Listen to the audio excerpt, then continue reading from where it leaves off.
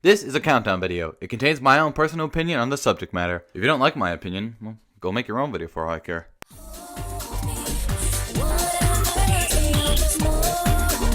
Number 5. James Patrick Stewart as Xigbar/Bray. Before I start talking about this one, I just want to show you this. What a blast from the past! And now this. Please, Rico, I know what it's like to want the latest accessories for your plastic friend, but if you look in your heart... That's the same voice actor. That's the same damn voice actor. God, I love voice acting. James gives the performance as Xigbar as sort of the kind of person that has everything under control. And if he doesn't, he is confident that it will be soon. I keep forgetting don't mess with Keyblade wielders. But you know what? That just means I made the right choice. He also makes my second favorite catchphrase in the series all the more enjoyable every single time he says it. Rambling. As if. I was very happy when Xigbar came back as Brag in Birth by Sleep and Dream Drop Distance, because I knew I would get another entertaining performance from James Patrick Stewart. All I'm trying to tell you, traitor, is that your time is up.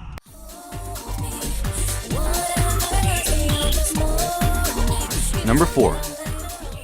The late great Leonard Nimoy as Master Xehanort. That's right, the man who originally played Spock in the original Star Trek series was the main antagonist of the entire Kingdom Hearts franchise. When I first heard that Leonard Nimoy would be voicing this character in Birth by Sleep, I was very curious on how his performance would be, and then got very excited when I played the game for the first time.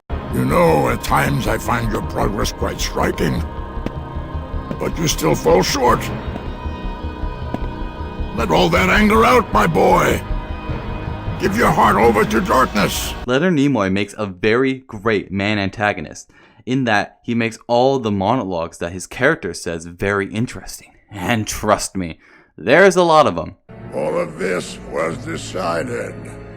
Leonard Nimoy will be missed for a lot of things. One of those things being the man antagonist of my favorite video game series. He definitely has left some big shoes to fill for whoever is providing the voice for Master Xehanort in Kingdom Hearts 3. They say ruin brings about creation. So what then would another Keyblade War bring? When the darkness falls, will we be found worthy of the precious light the legend speaks of? I must have these answers.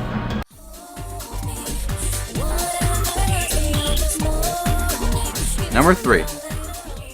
Haley Joel Osment as Vanitas. Yes, I know that Haley Joel Osment also voices the main character in the series, Sora, and that performance is all well and good, but I really enjoy his performance as Vanitas, the supporting villain in Birth by Sleep. He uses the same voice that he does for Sora, but makes it deeper, slower, and all the more evil. I think that kid's outgrown such a childish toy. If you ask my opinion. I just really like this performance. I also like the fact that I didn't realize that it was Haley Joel Osment until I noticed his name under the character in the credits. That is very impressive in my opinion. This character is just so goddamn evil, and you can tell that Haley Joel Osment is enjoying every second of it. Who are you? As my second favorite villain, Haley Joel Osment gives a very good performance that, in my opinion, is better than his performance as the main protagonist in the entire franchise. The Keyblade is made of your heart too, idiot. If you destroy it, your heart will vanish forever.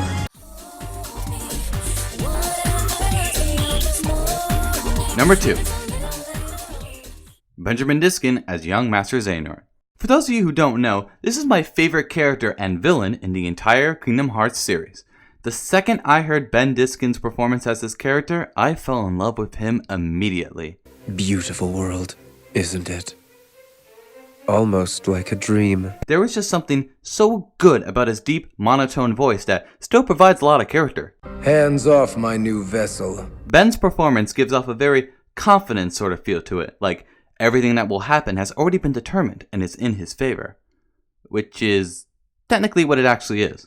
Still, my appointed path is now etched in my heart, which will first lead me to seek the outside world. And if what I heard from the E3 trailer of Kingdom Hearts 3, it seems that Benjamin Diskin will be providing the voice once again for young Master Xehanort. And that, truthfully, makes me very, very excited. There's more to light than meets the eye. You might be surprised. Oh, I hope so.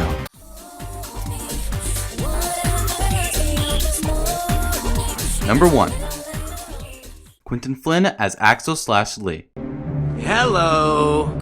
As one of mine, and quite frankly a lot of people's main, favorite character, Quentin Flynn has been a fan favorite in the series since Kingdom Hearts 2. My thoughts exactly.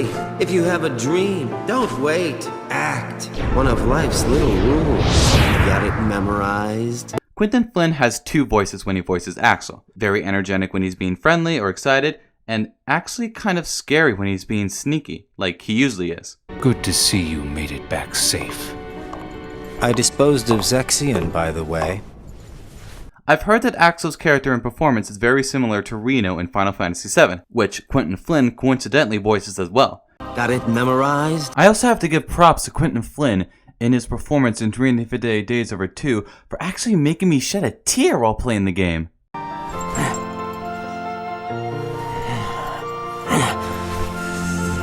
What's your problem? He can be both comforting and scary, sometimes all at the same time. He is one of my favorite characters and my favorite voice actor in all of the Kingdom Hearts series. So, Sora, now that we're getting to know each other better,